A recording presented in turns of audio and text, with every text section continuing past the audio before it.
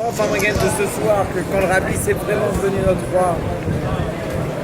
Et je remercie aussi notre frère, c'est-à-dire dans le temps c'est un des derniers frères qu'on a connu, mais je me suis rendu compte que c'était un des plus proches. Pour pas le nommer parce que c'est honteux, on va l'appeler Sandro. Qu'il n'y a que les frères qui savent. Que hier il était au Farmringen et à un moment il a entendu demain il n'y a pas la Nachat. Il est venu, il a dit mais attends je comprends pas, j'ai emmené un costume et une cravate pour rien. Je suis venu pour ça, j'ai mon costume pour la pochette avec la cravate. Ah, que Dieu te bénisse. On me dit Parmesan, moi je viens. Costume, cravate. Quelle merveille, quelle merveille. Cavalier réglé. Et Caban. Baruch Hashem. Après quand il a vu qu'on faisait les chaïms sur de la mayonnaise, il a dit peut-être c'est une attaque ce soir et que... Alors moi hier soir je suis rentré plus tôt que vous. Parce que je voyais que c'était trop Géoula et qu'il fallait que je me lève ce matin pour m'occuper avec mon fils. Et en rentrant, je reçois un WhatsApp du Farmringen de Yad HaShneor. Il y avait le Rav Forst qui a fait Farmringen là-bas.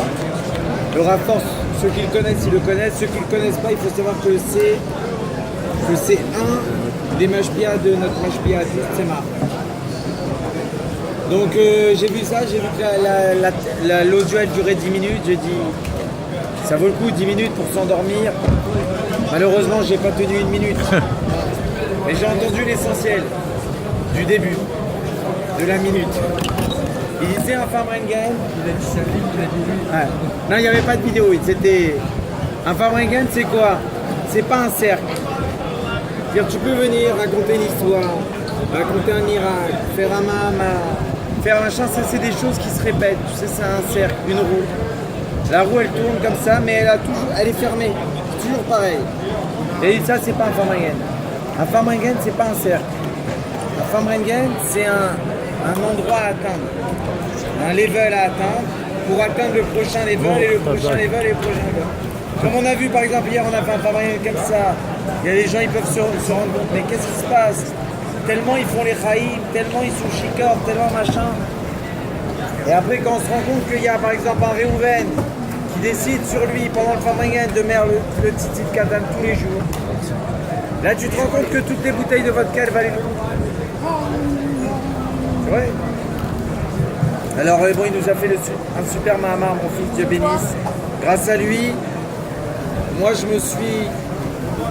Grâce à mon fils, j'ai revécu ce que j'aurais dû vivre à ma bar mitzvah il y a 5 ans. Il y a 20 et quelques. Quel 30? J'ai pas 40, j'ai 35 ans. Il y a quelques années. Et on a fait le Mahama, on l'a fait. En plus, je vais profiter qu'il y a notre frère, Shlomo Tartel.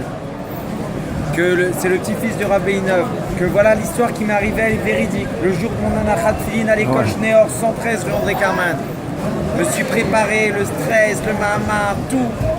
Je récite le mahamar. Tout le monde me félicite, les croissants, les pains au chocolat, parce qu'il y avait de la canne, donc les gens, Rav Beinov, Zichrono Livracha, il attrape mon père, il lui dit qui lui a appris le mahamar. Mon père il était fier, tu vois, son fils il a fait le mahamar, il dit c'est lui, vous avez vu Rav? Il a fait 900 fautes. Il faut qu'ils rapprennent tout entier. Ils lui ont pas dit un mot pour dans le mama. Parce qu'à l'époque, il n'y avait pas des Nekudot, tu vois. Ça n'existait pas encore. Et tout à l'heure, il y avait son fils.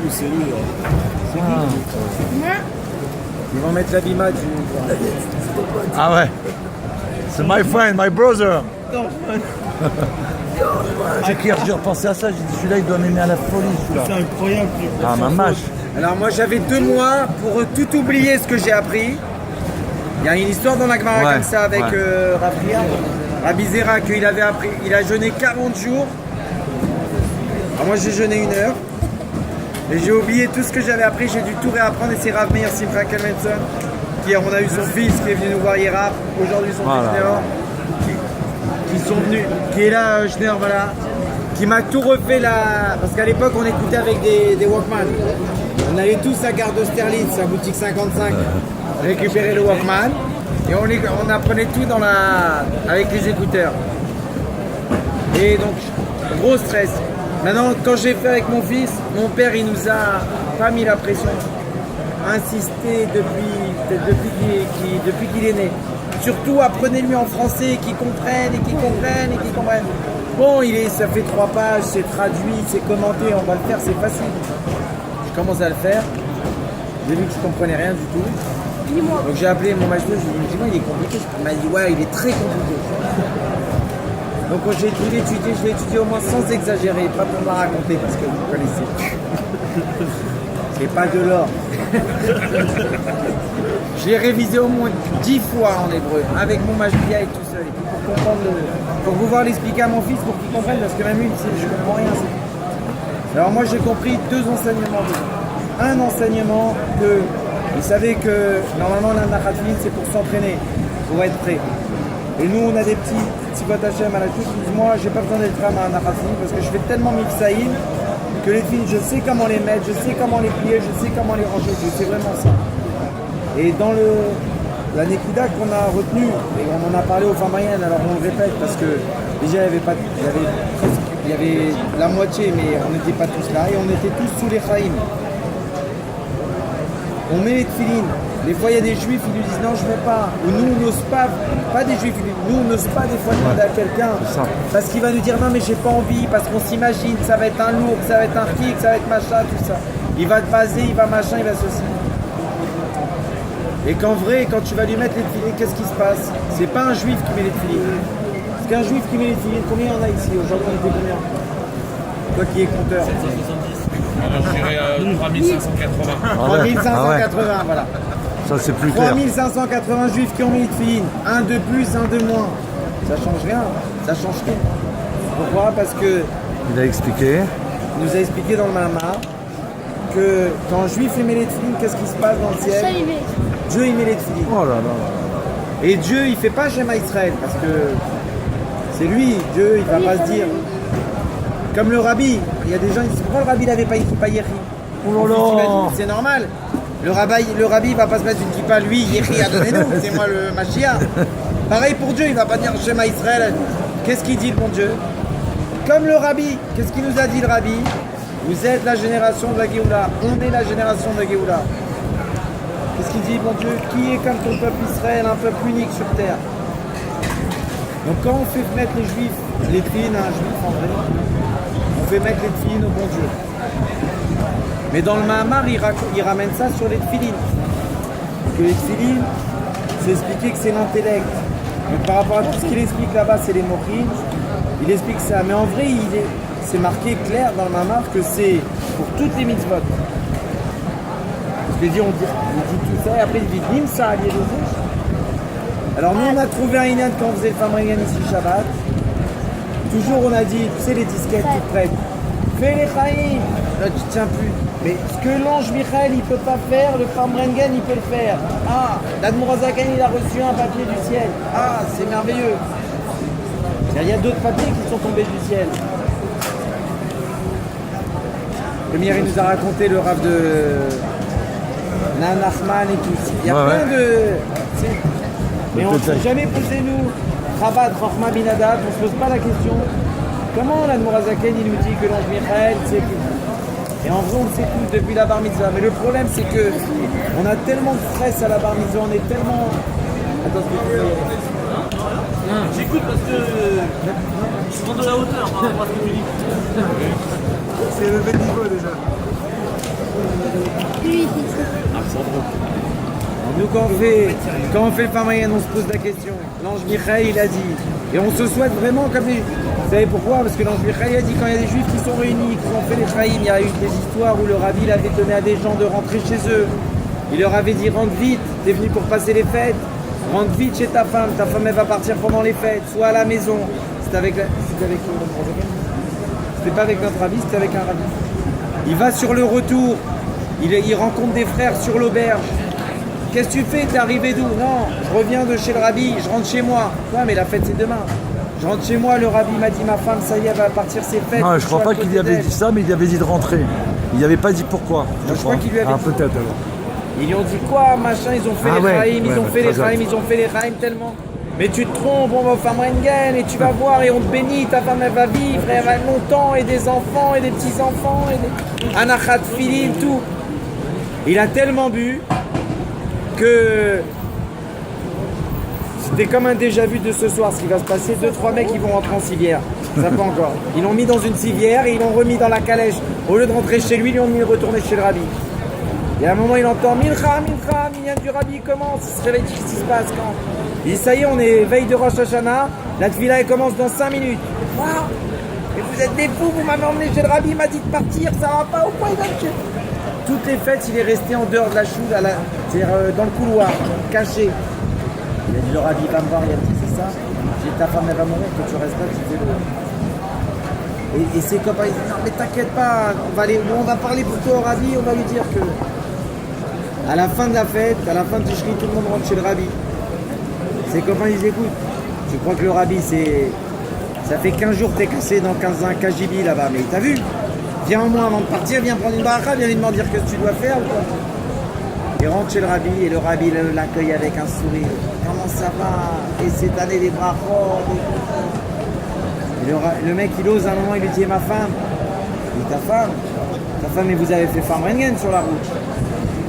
Et alors ta femme ça y est. Parce que c'est-à-dire quoi, le rabbi lui a dit rentre ta femme c'est fini. Le rabbi ne pouvait pas faire un miracle. Donc il a vu des gens qui faisaient, des frères qui faisaient comme ça. Pourquoi? Alors on nous a dit parce que l'ange Michael ce qu'il peut faire, ce que l'ange Michael il peut pas faire, le Famrengen il peut faire. Mais pourquoi? Parce qu'en vrai, et c'est ce qu'on a retenu du Mahamar du Bar Mitzvah, quand des juifs ils font Famrengen, qu'est-ce qu'ils font des juifs quand ils font Famrengen concrètement?